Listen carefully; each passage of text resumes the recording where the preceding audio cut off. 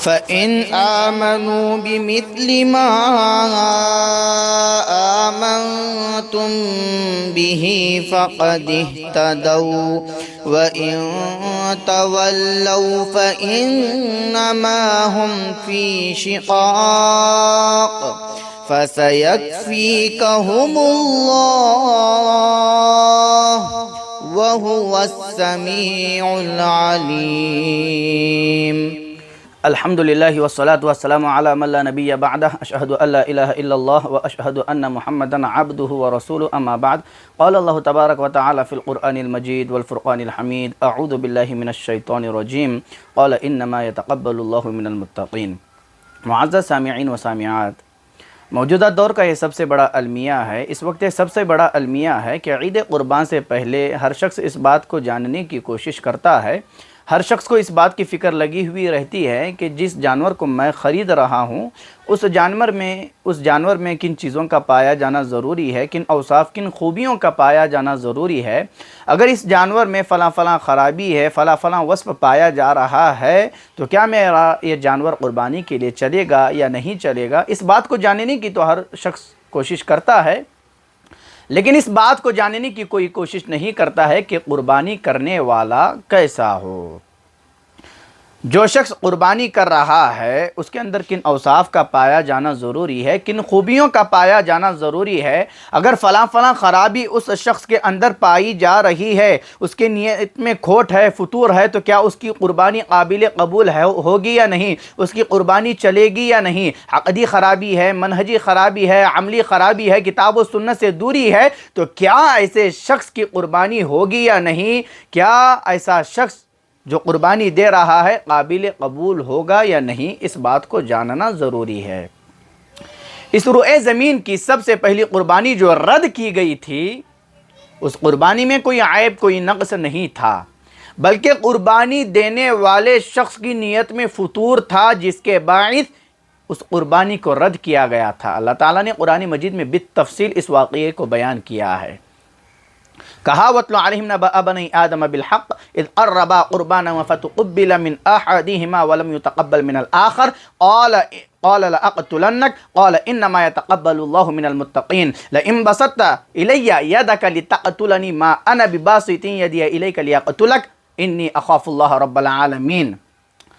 اللہ تعالیٰ اس آیت کریمہ میں حابل اور قابل کے قصے کو بیان کر رہا ہے کہ نبی صلی اللہ علیہ وسلم سے کہہ رہا ہے کہ آپ آدم علیہ السلام کے دو بیٹوں حابل اور قابل کے قصے کو بیان کرو، ان کی خبر سنائیں جو بالکل سچی ہے.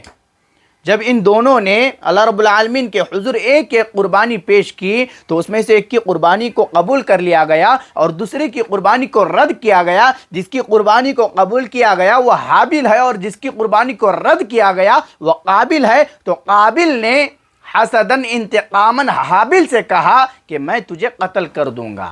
تو اس کے جواب میں حابل نے کہا قال انما يتقبل الله من المتقین، کہ رب العالمین تو پرہیزگاروں کی ہی قربانی قبول کرتا ہے.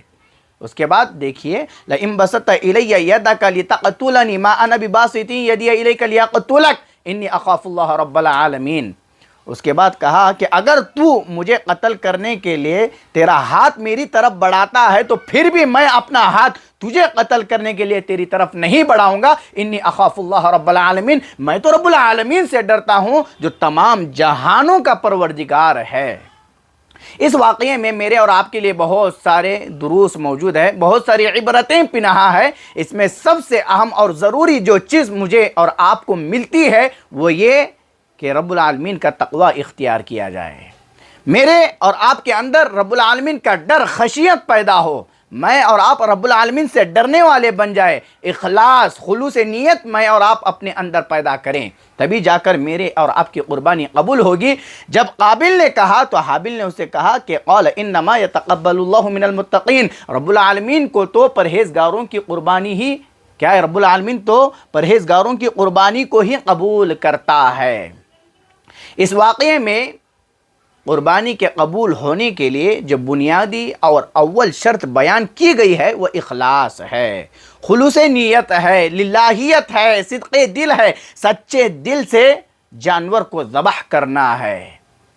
اللہ تعالیٰ نے قرآن مجید سورہ حج میں کہا لَن يَنَالَ اللَّهَ لُحُومُهَا وَلَا دِمَاؤُهَا وَلَكِنْ يَنَالُهُ التَّقْوَى مِنْكُمْ۔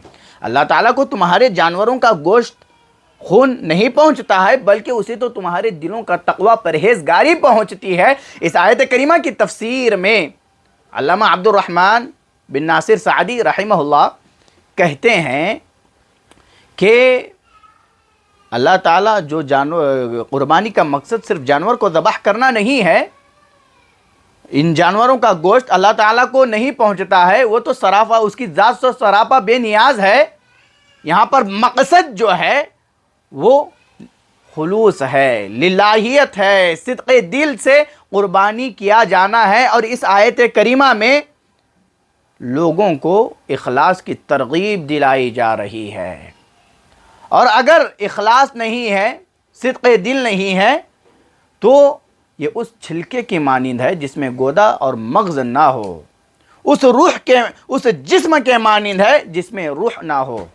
بلکہ تمام عبادتوں کا حال یہی ہے کہ تمام عبادتوں میں اخلاص کا پایا جانا ضروری ہے۔ اخلاص کے بغیر کوئی بھی عبادت قابل قبول نہیں ہے۔ کلمہ توحید لا الہ الا اللہ کا ایک معنی جو ہے وہ اخلاص ہے۔ کبھی آپ نے سوچا، غور کیا کہ کلمہ توحید لا الہ الا اللہ کا ایک معنی اخلاص ہے؟ کیوں اس کا ایک نام اخلاص رکھا گیا ہے؟ کلمہ توحید کا ایک نام جو ہے وہ اخلاص ہے۔ کیوں اخلاص رکھا گیا ہے؟ اس لیے کہ اصل جو چیز ہے وہ قلبی عمل ہے۔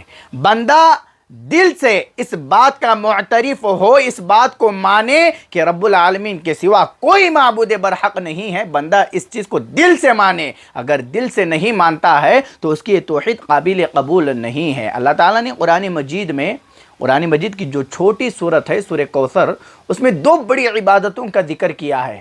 فَصَلِّ لِرَبِّكَ وَانْحَرْ، نماز قائم کرو اور قربانی دو۔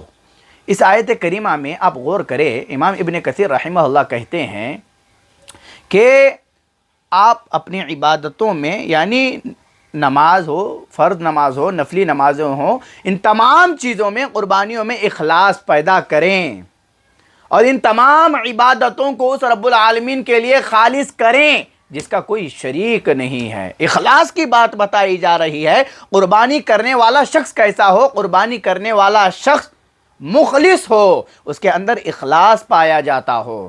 اللہ تعالیٰ نے قرآن مجید میں کہا ہے قُلْ إِنَّ صَلَاتِي وَنُسُكِي وَمَحْيَايَ وَمَمَاتِي لِلَّهِ رَبِّ الْعَالَمِينَ لَا شَرِيكَ لَهُ، میری نماز، میری قربانی، میری زندگی، میری موت اس رب العالمین کے لیے ہے جس کا کوئی شریک نہیں ہے۔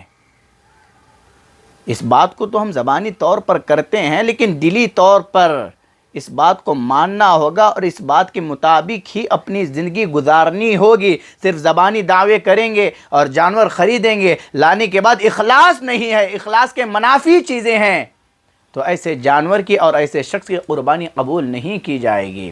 یہاں پر ایک بات بتاؤں، جو اخلاص کی منافی چیزیں ہیں اس میں یہ چیزیں شامل ہیں۔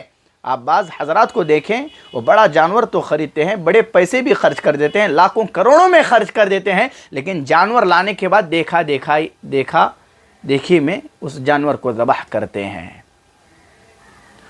کوئی اولاد کی خوشی میں جانور لا رہا ہے، کوئی پڑوسیوں کی خوشی میں جانور لا رہا ہے، کوئی پڑوسیوں کو تکلیف دینے کے لیے جانور لا رہا ہے، کوئی فلاں کو نیچا دکھانے کے لیے جانور لا رہا ہے کہ میں تو اتنا بڑا جانور لا آیا ہوں، کہ فلاں کی زبان پر یہ باتیں ہو کہ فلاں شخص نے کتنا بڑا جانور خریدا ہے۔ تو یہ ساری چیزیں اخلاص کے منافی ہے۔ سیلفی لے کر کے اس کو سوشل میڈیا پر وائرل کرنا، اس کی ویڈیوز وغیرہ بنانا، یہ ساری چیزیں اخلاص کی منافی ہے۔ اس سے آپ کی قربانی پر اثر پڑے گا، اور قربانی کرنے والے کے شخص کی نیت میں کھوٹ ہے، تو جس کی نیت میں کھوٹ ہے ایسے شخص کی قربانی قبول نہیں کی جائے گی۔